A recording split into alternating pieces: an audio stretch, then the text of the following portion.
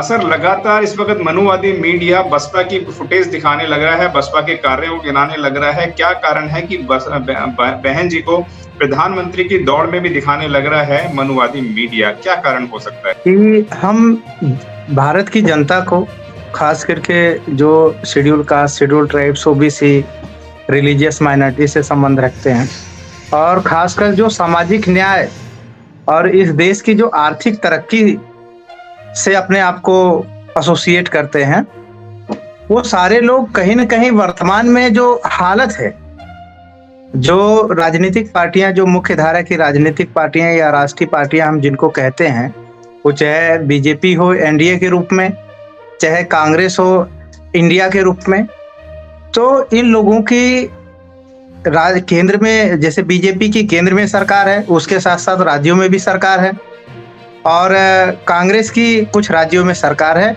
और इसके पहले केंद्र में कांग्रेस की सरकार और राज्यों में रही है। तो दोनों सरकारों का जो चाल चरित्र चेहरा है वो जनता के सामने है।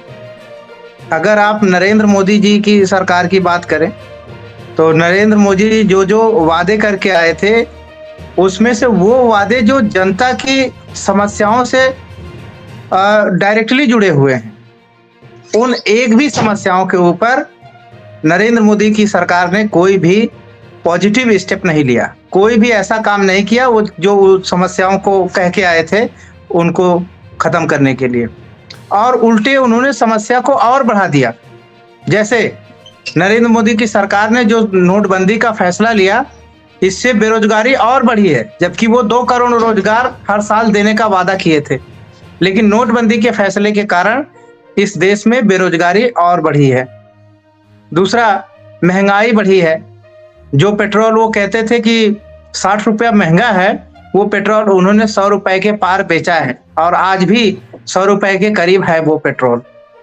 इस तरह से अगर आप देखेंगे तो चाहे वो बेरोजगारी का मुद्दा हो, चाहे महंगाई का मुद्दा हो, चाहे जो समाज के बीच में जो धार्मिक उन्मादता आई है, जो धार्मिक या जातीय स्तर पे जो जातियां हैं, उनमें जातीय अत्याचार की प्रवृत्ति ज्यादा बढ़ी है, धार्मिक अत्याचार की प्रवृत्ति ज्यादा बढ़ी है, जो सामाजिक भेदभाव पैदा करते हैं। इनकी नीतियां जो है इस तरह की हैं जो समाज में वैमनस्यता पैदा करती हैं।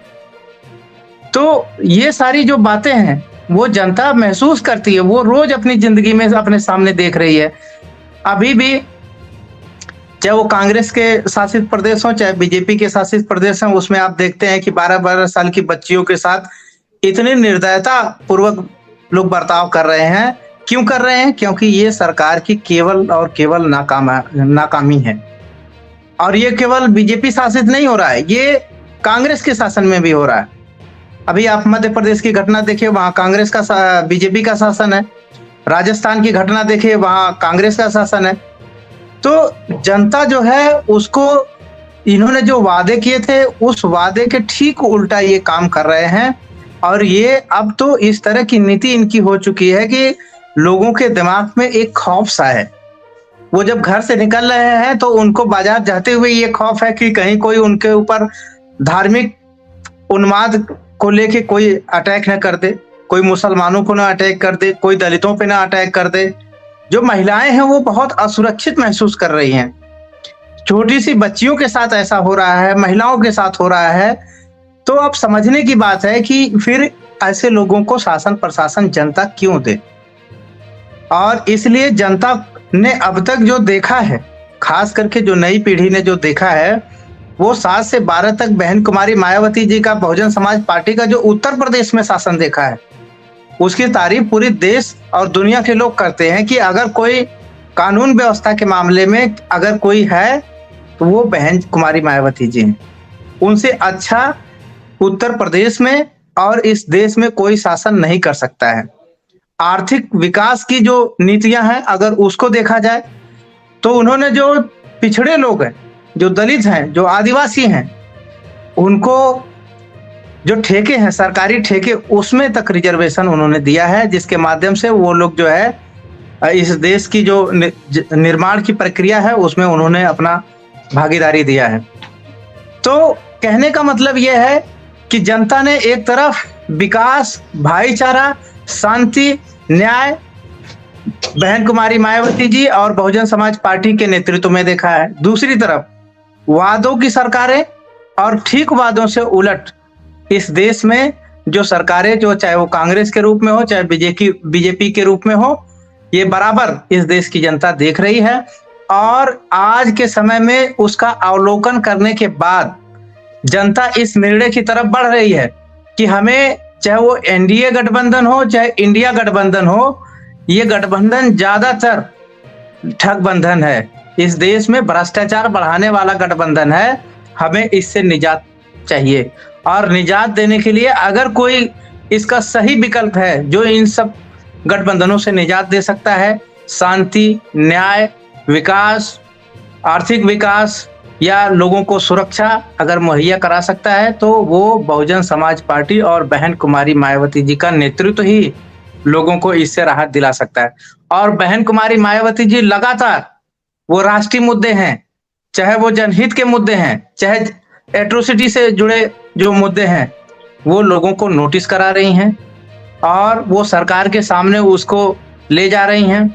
लोग देख रहे हैं, इसलिए बड़ी संख्या में लोगों का जो रुझान है वो बहुजन समाज पार्टी की तरफ है। दूसरी बात, जो बहुजन समाज पार्टी की सफलता, लोग, बहुत सारे लोग हैं जो गलत मीडिया के माध्यम से बहुजन समाज पार्टी का दुष्प्रचार करते हैं, तो उनको भी मैं ये बताना चाहता हूं कि बहुजन समाज पार्टी का जो लोग दुष्प्रचार करते हैं, उनको ये बात पता होनी चाहिए कि इस देश में जो सबसे ज्यादा शासन किया है वो कांग्रेस पार्टी ने किया है।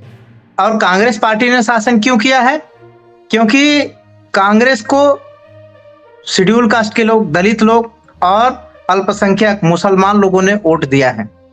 और जब जब ये कांग्रेस को वोट देते हैं तो कांग्रेस सत्ता में होती है।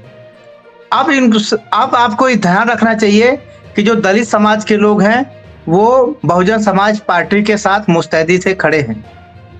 अगर ऐसी हालत में जो माइनॉरिटी के समाज जिनके साथ इतना अत्याचार अन्याय हो रहा है, अगर वो लोग भी जुड़ जाते हैं, जो जुड़ रहे हैं, तो बहुजन समाज पार्टी की सरकार केंद्र में बनने से कोई रोक नहीं सकता। और मैं दूसरा आपको और एग्जांपल दे रहा हूं कि वो 2019 के लोकसभा इलेक्शन में बहुजन समाज पार्टी ने वही सीटें जीती हैं लोकसभा की, जिन सीटों पे दलित लोग और मुस्लिम लोगों का मिला जुला जो वोट है वो सबसे ज्यादा था, जिसमें ये लोग अपने वोटों के बल पे औरों से भारी थे। वो सीटें बहुजन समाज पार्टी ने जीती। तो इस आधार पे भी कहा जा सकता है कि दलित, मुस्लिम, पिछड़ा अगर बहुजन समाज पार्टी की तरफ देख रहा है तो निश्चित ही बहुजन समाज पार्टी की सरकार बनेगी। और इसलिए जो है मीडिया अपना जो राग है वो बदल रहा है। क्यों? क्योंकि मीडिया हमेशा सत्ता के साथ चलता है। क्यों सत्ता के साथ चलता है?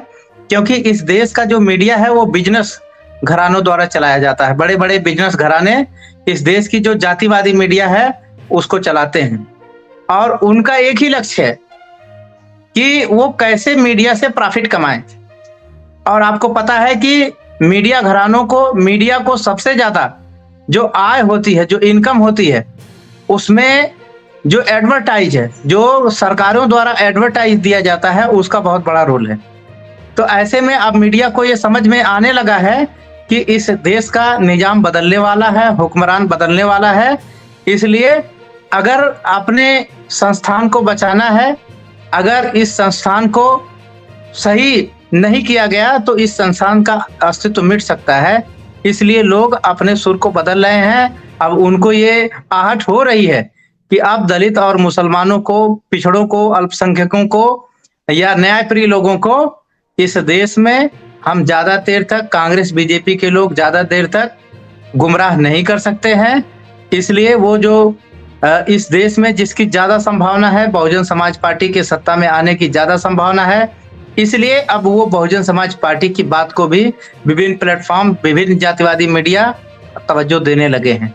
तो ये बात है जिसके कारण जो जातिवादी मीडिया है अब बहुजन समाज पार्टी को भी क्या है, बात करने लगी है और ये बताने की कोशिश कर रही है कि बहुजन समाज पार्टी जो है सत्ता में आने वाली है। जी, अगर आपने अभी तक हमारा चैनल सब्सक्राइब नहीं किया है तो सब्सक्राइब करें और घंटी का बटन बिल्कुल भी दबाना ना भूलें ताकि सभी लेटेस्ट खबरें पहुंच सकें आप पे सबसे पहले।